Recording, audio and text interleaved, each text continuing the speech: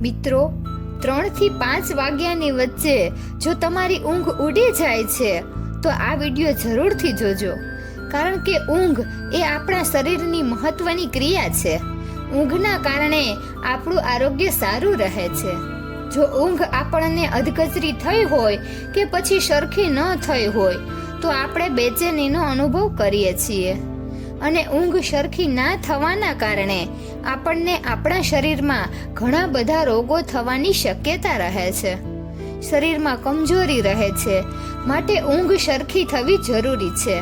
પણ અમુક કારણોસર આપણી ઊંઘ અડધી રાત્રે કોઈ પણ સમયે ઉડી જાય છે, તો તે સમયે તેનું કારણ શું છે તે આ આખા વિડીયોમાં તમને સાંભળવા મળશે, અને તે સમયે તમારે શું કરવું એ પણ તમને આ વિડીયોમાં જાણવા મળશે. તો મિત્રો, આ વિડીયોને સ્કીપ કર્યા વગર ધ્યાનથી જોજો, અને આ વિડીયોમાં જણાવેલી માહિતી તમને પસંદ આવે તો વિડીયોને લાઈક, શેર અને હજુ સુધી ચેનલને સબસ્ક્રાઇબ ન કરી હોય તો ચેનલને સબસ્ક્રાઇબ જરૂરથી કરજો, કારણ કે જો આ વિડીયો દ્વારા તમને ઘણું બધું સમજવા અને જાણવા મળશે. તમારી ઊંઘ આ ખાસ ટાઈમે ઉડી જાય છે તો સાવધાન થઈ જાઓ. ઊંઘ માત્ર શારીરિક જ નહીં પણ માનસિક રીતે પણ આપણું સ્વાસ્થ્ય સારું બનાવે છે. ઊંઘ થવાથી આપણું મગજ શાંત થાય છે, વિચલિત થતું નથી, અને એવું કહેવાયું છે કે આપણે રાત્રિના પહેલા પહોરમાં સૂઈ જવું જોઈએ અને બ્રહ્મ મુહૂર્તમાં જાગી જવું જોઈએ. પરંતુ આજનું આધુનિક જીવન એના કારણે આ બધું આપણાથી થઈ શકતું નથી, અને આ સંભવ પણ નથી. પહેલા તો જો આપણે વહેલા સૂવા પણ જઈએ તો આજના સોશિયલ મીડિયાનો જે સંસાધનો છે તે આપણને સૂવા દેતા નથી. જેમ તેમ કરીને આપણે માણસ સૂવાની કોશિશ પણ કરે છે તો ક્યારેક ઊંઘ ઉડી જાય છે અને હેરાન પરેશાન થઈ જાય છે, કારણ કે પછી બીજી વાર ઊંઘ આવવી ખૂબ જ મુશ્કેલ બની જાય છે. અને મિત્રો, વિજ્ઞાન એવું કહે છે કે રાત્રે ઊંઘ પહેલા ચરણમાંથી જ્યારે બીજા ચરણમાં પ્રવેશ કરે છે તો ઊંઘ હલકી થઈ જાય છે. જ્યારે ઊંઘ પહેલા ચરણમાંથી જતી રહી હોય તો આપણે થોડી ઊંઘ પૂરી થઈ ગઈ હોય, માટે આપણે ઊંઘ હલકી થઈ જાય છે, અને આ કારણે ઘણા લોકોને ઊંઘ ઉડી પણ જાય છે. હવે ઊંઘ પૂરી ન થવાથી કેટલાક પ્રકારના સ્વાસ્થ્યને સંબંધિત સમસ્યાઓ ઊભી થાય છે. ઘણી બધી પીડાઓ આપણા શરીરમાં થાય છે. રાત્રે કોઈ પણ સમયે ઊંઘ ઉડી જાય છે એ કોઈ મોટી વાત તો નથી, પરંતુ જો રોજ ઊંઘ એક જ સમયે એટલે કે એક જ વિશેષ સમયે ઉડી જાય છે તો તેને હલકામાં ન લેવું જોઈએ. આ એ કોઈ નાની વાત નથી. જો એક જ સમયે રોજ આપણી સાથે આવું બનતું હોય તો તેની ઉપર ધ્યાન જરૂર દેવું. આવું કોઈ વાર થતું હોય તો હજી ઠીક છે, પણ રોજ એક જ સમયે આવું થાય છે તો તેને નજરઅંદાજ બિલકુલ પણ ન કરવું. મિત્રો, આ દુનિયામાં વ્યક્તિના જીવનમાં કોઈ પણ વસ્તુ અર્થ કે કારણ વગર થતી નથી.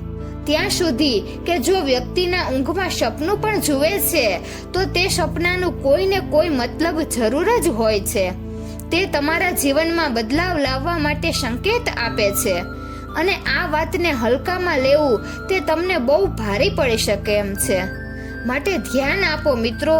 જો તમારી સાથે આવું થઈ રહ્યું છે તો સમજો કે આ વિડીયો તમારા માટે જ બન્યો છે. તમારી સાથે જે કંઈ બની રહ્યું છે તો એનું તમને સમાધાન આ વિડીયોમાં મળી જાય, અને જાણો કે આવી રીતે ગમે ત્યારે તમારી ઊંઘ ઉડી જાય તો તેના પાછળનું કારણ શું છે. મિત્રો, જો તમે જલ્દી સૂવા માંગો છો અને જો 9 થી 11 પછી ઊંઘ નથી આવતી તો બની શકે કે તમે કોઈ ચિંતાથી પરેશાન છો, તમને કોઈ ચિંતા થઈ રહી છે, તમે કોઈ પણ માનસિક તણાવમાં છો. સારી ઊંઘ અને તણાવને દુશ્મની હોય છે.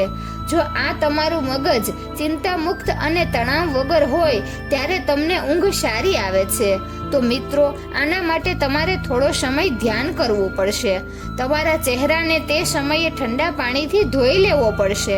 ત્યારબાદ કોઈ પણ મંત્રોનો જાપ કરો જે તમને ઉર્જા આપે, અને તમારા જીવનની ખુશીની પળોને યાદ કરો જેનાથી તમારું મન પણ ખુશ રહે આ રીતે તમે તમારા મનને, તમારા દિલને વાળી લો, તમારા મનને શાંત કરી લો અને પછી તમે તણાવ મુક્ત થઈ જાઓ.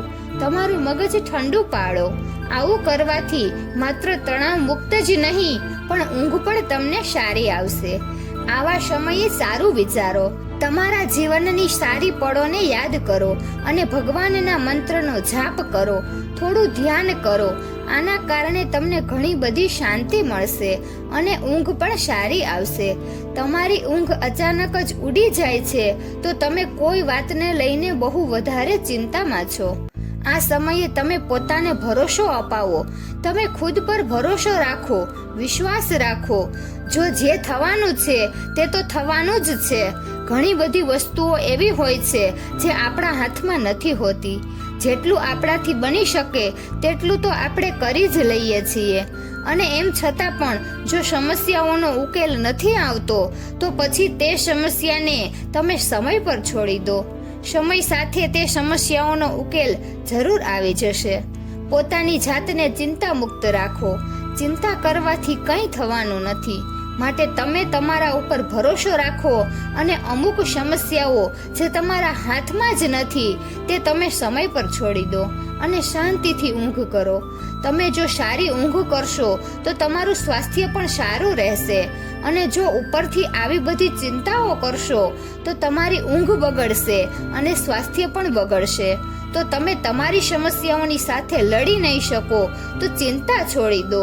જો તમે સારી ઊંઘ કરશો તો તમારી ઊંઘ પૂરી થશે એટલે તમે તમારા શરીરમાં તાજગી આવશે અને તાજગી આવવાથી ગમે તે સમસ્યાઓનો સામનો કરી શકશો. જો તમે વિદ્યાર્થી છો તો પછી તમે કેવી રીતે લખશો? માટે ઊંઘને સારી રીતે પૂરી કરો. અને છતાં પણ તમારી ઊંઘ રાતના 12 વાગ્યાના સમયે ઉડે છે તો કહેવાય છે કે કોઈ અજાણી શક્તિ તમારી આસપાસ રહીને તમારી સાથે સંપર્ક કરવાની કોશિશ કરી રહી છે. તે તમને તમારા જીવનના ઉદ્દેશ્ય જાગૃત કરી રહી છે. તો આનાથી તમને નુકસાન પણ લગભગ થઈ શકે છે. મિત્રો, રાતના 1 થી 3 વચ્ચેનો જે સમય હોય છે તે સૌથી વધારે ઘાટી ઊંઘનો સમય હોય છે. અને જો આ સમયે તમે જાગી જાઓ છો તો આ એવું દર્શાવે છે કે તમારા શરીરનું યકૃત મતલબ કે લીવર સારી રીતે કદાચ કામ નથી કરી રહ્યું અથવા તો કોઈ સ્વાસ્થ્ય સંબંધી પરેશાની તમને હોઈ શકે છે. જો તમે બહુ બધું તમારા મનમાં અને તમારા દિલમાં છુપાવીને રાખ્યું છે અને તમે કોઈને કહી શકતા નથી અને તમને ગુસ્સો આવે છે, તમે કોઈનાથી નારાજ છો, મનમાં ને મનમાં નારાજગી છે, તો મોટા ભાગે આવું બની શકે કે રાતે 1 થી 3 ની વચ્ચે ઊંઘ ઉડી શકે છે. તો આવી પરિસ્થિતિમાં તમારે શું કરવું? આ પરિસ્થિતિમાં તમારે ઠંડુ પાણી પીવું, થોડું ધ્યાન કરો, ભગવાનનું નામ લેવું, સ્મરણ કરવું અને વિશ્વાસ રાખો કે તમારા જીવનમાં ફરીથી સુખ શાંતિ પાછી આવી જશે. કારણ કે સમય ક્યારેય ઊભો નથી રહ્યો અને ઊભો નથી રહેવાનો. આજે કદાચ કોઈ ચિંતા છે તો સમય સાથે પણ જતું રહેવાનું છે. માટે તમે ચિંતા છોડી અને સારી રીતે ઊંઘ કરો અને આ બધું સમય ઉપર અને ભગવાન ઉપર છોડી દો. એ ફરીથી સારો સમય અને સુખ શાંતિ જરૂર આપશે.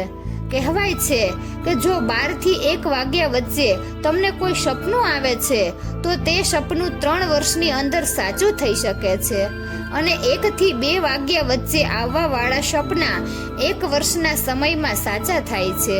મિત્રો, જો 3 વાગ્યાના સમયે તમારી ઊંઘ ઉડી જાય છે તો આનો મતલબ એવો હોય છે કે સૃષ્ટિની દિવ્ય શક્તિ એવું ઈચ્છે છે કે તમે જાગો અને પ્રભુને આરાધના કરો, ભગવાનની આરાધના કરો, તેનું સ્મરણ કરો. કારણ કે આ પાછળનું કારણ એ છે કે બહુ બધી શક્તિઓ તમને મળવા માટે, તમારી અંદર આવવા માટે ઉતાવળી છે, તે ઉત્સુક છે. અને જો તમારી ઊંઘ 3 થી 5 વચ્ચે ઉડી જાય છે તો થોડા સાવધાન થઈ જાઓ. બની શકે કે તમને કોઈ આંતરડા સંબંધિત કોઈ પરેશાની હોઈ શકે અથવા તો બની શકે કે કોઈ દિવ્ય શક્તિના પ્રભાવથી પણ તમને આવું થાય છે. સવારે 3 થી 5 વચ્ચેનો સમય અમૃત વેલા તરીકે ઓળખાય છે અને આ સમય દરમિયાન ઘણી બધી અલગ અલગ શક્તિનો પ્રભાવ પણ હોય છે. તો સંભાવના હોઈ શકે કે કોઈ અજાણી દિવ્ય શક્તિ તમારી સાથે સંપર્ક કરવા જઈ રહી છે. તે તમારો સંપર્ક કરવા ઈચ્છતી હોય છે, તેવી કોશિશ કરી રહી છે, જે તમને તમારા જીવન પ્રત્યે જાગૃત કરે છે, તમને હંમેશા સજાગ રહેવાની કોશિશ કરે છે. સવારે વહેલા ઉઠવું માત્ર મન માટે જ નહીં પણ સ્વાસ્થ્ય માટે પણ સારું હોય છે. અને સવારે વહેલા ઉઠવાના કંઈક ધાર્મિક લાભ પણ આપણને મળે છે. તો આ સમયે આંખ ખુલે ત્યારે એક લાંબો શ્વાસ લેવો, ત્યારબાદ એક ઊંડો શ્વાસ લેવો અને જેટલો બની શકે તેટલા સકારાત્મક વિચાર કરવા. હનુમાનજીને એક સરસવના તેલનો દીવો કરવો. મિત્રો, ઘણા લોકોને સવારે જલ્દી ઉઠવાની આદત હોય છે. જો તમે ઘેરી ઊંઘમાં સૂતા હોય અને અચાનક તમે 5 થી 7 વાગ્યા વચ્ચે ઊંઘ ઉડી જાય તો તે એવું દર્શાવે છે કે તમે મનથી અને દિલથી બહુ વધારે દુઃખી છો. કોઈક વસ્તુ તમને ખાસ પ્રભાવથી રોકી રહી છે. જો સવારે 5 થી 7 વાગ્યા વચ્ચે ઉડે છે તો આ આદત એવું દર્શાવે છે કે તમે બહુ વધારે ક્રિયાશીલ છો, એક્ટિવ છો. આ સમયે ઉર્જાનું પ્રમાણ બહુ વધારે પ્રમાણમાં હોય છે. આ સમયે તમે બહુ ઉર્જામાં હોઈ શકો છો. મિત્રો, સવારે 5 થી 7 વચ્ચે ઉઠી જવું તે બહુ સારી આદત છે. શાસ્ત્ર પ્રમાણે વ્યક્તિને સવારમાં 5 થી 7 વચ્ચે ઉઠી જવું જોઈએ, કારણ કે હિન્દુ શાસ્ત્રમાં એવી માન્યતા છે કે જે વ્યક્તિને સૂર્યદેવ પોતે આવીને જગાડે છે તો તે વ્યક્તિના જીવનમાં ક્યારેય કોઈ સારું થતું નથી. માટે વ્યક્તિએ કોશિશ કરવી જોઈએ કે સૂર્યોદય પહેલા ઉઠીને સ્નાન કરી અને ભગવાનની પૂજા ધ્યાન વગેરે કરી દેવા જોઈએ. આ સિવાય મિત્રો, સવારે ઉઠીને ઘરના બધા બારી બારણા પણ ખોલી દેવા જોઈએ, કારણ કે બહારની ઉર્જા તમારા ઘરમાં પ્રવેશી શકે છે અને સૂર્યના કિરણો પણ તમારા ઘરમાં પ્રવેશી શકે છે. માટે ઉઠીને તરત જ ઘરના બારી બારણા ખોલી દેવા. ઘરના આંગણાની સફાઈ પણ કરી લેવી જોઈએ, કારણ કે માં લક્ષ્મી ચોખ્ખું આંગણું જોઈને પ્રભાવિત થઈ જાય છે. મિત્રો, સવારે ઉઠીને સૌથી પહેલા તમારે ભગવાનનું સ્મરણ કરવું જોઈએ, ઈશ્વરને પ્રાર્થના કરવી જોઈએ કે તમારા કારણે મને ખૂબ સુંદર આ સમય જોવા મળ્યો છે અને તમારા જ કારણે મારા જીવનમાં સાચા રસ્તા, સાચા અવસરો મને મળી રહ્યા છે. મિત્રો, તો આ માહિતી તમને કેવી લાગી જરૂરથી કમેન્ટ કરજો અને જો સારી લાગી હોય તો વિડીયોને લાઈક અને શેર કરજો અને અમારી ચેનલને સબસ્ક્રાઇબ કરજો. વિડીયો અંત સુધી જોવા બદલ ખૂબ ખૂબ આભાર.